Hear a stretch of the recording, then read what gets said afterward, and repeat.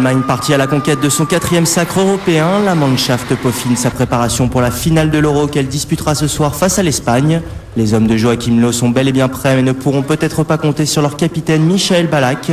Ballack définitivement maudit après avoir manqué la finale de la Coupe du Monde 2002. Il pourrait une nouvelle fois rester sur le banc à l'occasion de cette finale européenne. Le milieu de terrain souffre en effet du mollet et serait très incertain pour ce match. Son entraîneur Joachim Löw reste d'ailleurs prudent quant à sa participation. Michael Ballack n'a pas pu s'entraîner ces 2 derniers jours. Vendredi, il avait un problème avec son mollet droit. Le muscle a durci. Il n'a pas pu non plus s'entraîner aujourd'hui.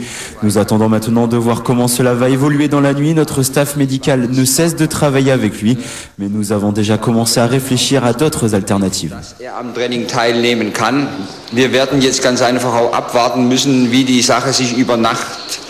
Le reste de l'équipe allemande reste pourtant confiante à l'image de Thomas Hitzlsperger qui s'apprête à jouer l'un des matchs les plus importants de sa jeune carrière. Oui, je me sens bien vis-à-vis de tout ça. Vous savez, c'est certainement mon plus grand match. J'ai déjà joué d'autres rencontres, mais celle-ci marque le meilleur moment de ma carrière.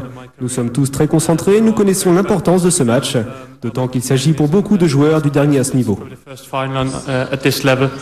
Les Allemands résisteront-ils à la furia espagnole? Réponse ce soir à l'Ernst-Happel-Stadion de Vienne.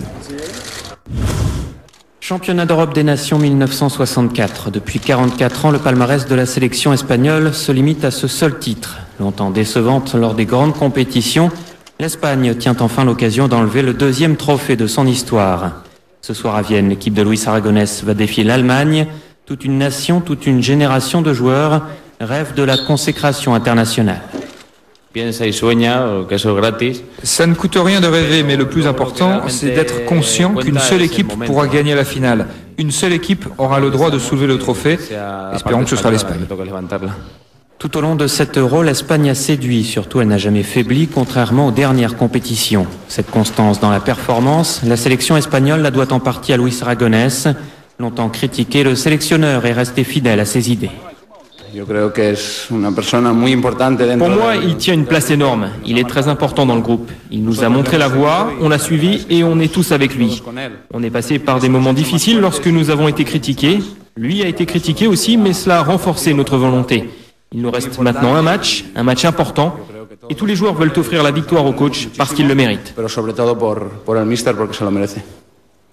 Privé de son meilleur buteur, David Villa, blessé, l'Espagne misera ce soir sur un milieu de terrain renforcé avec Fabregas derrière Fernando Torres. Invaincu dans ce tournoi, l'équipe d'Aragonés possède de nombreux atouts pour enfin dépoussiérer le palmarès de la sélection espagnole.